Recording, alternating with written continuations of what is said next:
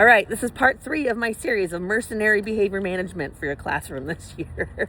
And I know some of you have told me that you are like, Leslie, you are the humanity lady.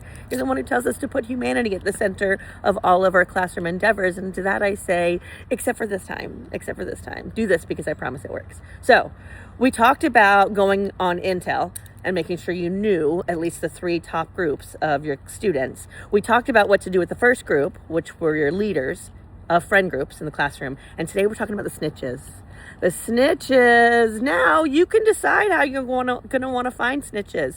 You know, you can do it covertly if you want. I also find it's helpful to just put it out in the open and say to my class, who wants to be my snitches? And then you get some kids who like want to be snitches, but then they don't follow through. And then you get the kids who are like, thank you for seeing the value in me. They are valuable.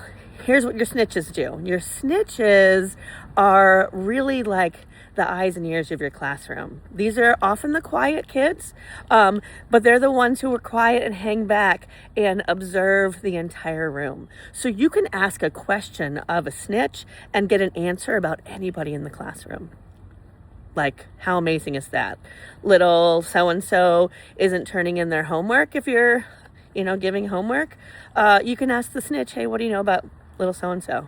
And little so-and-so says their parents are really strict and they really value school. And you go, thank you.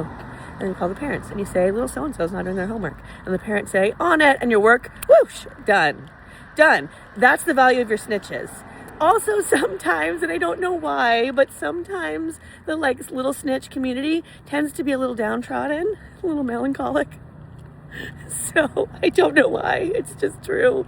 And so you also can keep a good handle on then become good troubleshooters, because somebody who's a little downtrodden can see the negative side of things. So if you're super optimistic and you're like, I've got a lesson plan that I'm so excited about, and then you give it to your downtrodden snitch or your, melancholic other student, ask them to help you, they'll be able to see where the flaws might be. So super helpful.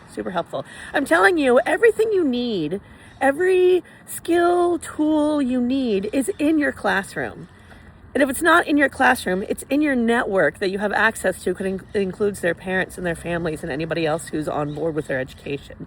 So you have access to an infinite amount of resources, even if you're in a very poor environment. I found when I worked in poverty-stricken communities, those were some of the most generous people that I have found, because they're really kind of all in it together.